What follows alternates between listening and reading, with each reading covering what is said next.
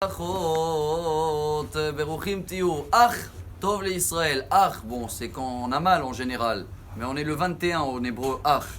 Tov, c'est quoi Tov?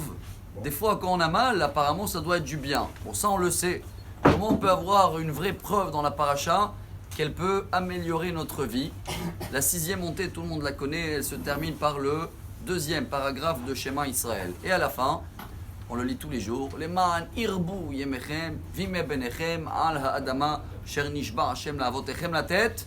Lachem, non, lahem c'est marqué. Bon, Rashi sur place, il dit tout ce que Dieu il a promis, qu'on va avoir un kiff. Voilà le message d'aujourd'hui, un oneg, shichat en suédois. Dans ce monde-là, c'est pas seulement à nous, c'est même lahem, triat ametim. Même les générations qui sont plus là, voilà la preuve dans la Torah où tous les morts ils vont revivre. Mais nous on est là pour apprendre comment vivre ici présent.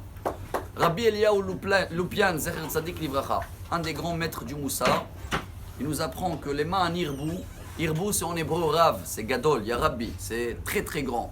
Comment on peut avoir des journées, chaque jour, une grande journée, qui met à Shamaim à la Haaretz. Shamaim c'est comme on dit en français, dans les nuages. J'ai l'impression d'être dans les nuages, mais bien, hein, sans souci, dans ce monde-là.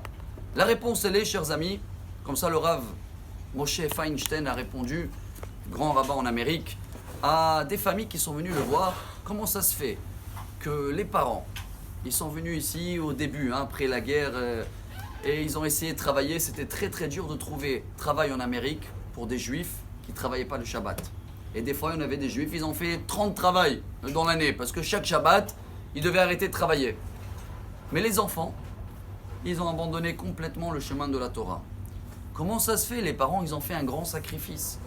Alors le rabbin, il les a dit, c'est vrai, ils ont fait un sacrifice, mais il y a un point où c'était leur erreur, et c'est ce qu'on va apprendre aujourd'hui.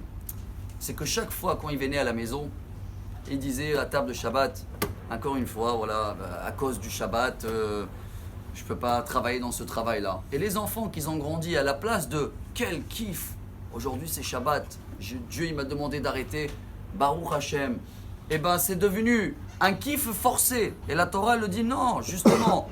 Quand tu apprécies le moment où tu vis, tu sais que ça vient de Dieu. Et pas, oulala, la prière c'est sur la côte de la plage. Quand on vit avec ça, on ne peut jamais arriver au vrai bonheur. Il dit le Rav Dessler et on termine avec.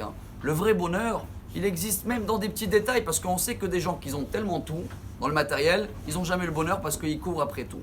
Si tu veux être content avec ce que tu as et arriver à voir ce bonheur ici sur terre, on ne parle pas après 120 ans, Rabbi Kbir, Dieu est grand.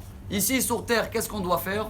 Apprécier le moment, savoir que notre vie c'est un examen, ça on le sait déjà, mais c'est un examen à l'envers. En général, il y a d'abord la leçon et après l'examen. Nous c'est l'inverse. D'abord l'examen, après la leçon. Mais ce qu'on oublie, c'est qu'il y en a beaucoup d'abord qui échouent l'examen. Voilà, ils le prennent dur.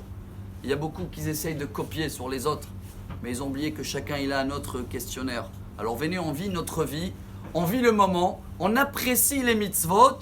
Et voilà comment la Torah nous garantit d'avoir un bonheur chaque jour. Leman irbu yemechem vime benechem al haaretz. Bonne journée. Amar Rabbi Elazar, Amar Rabbi Hanina.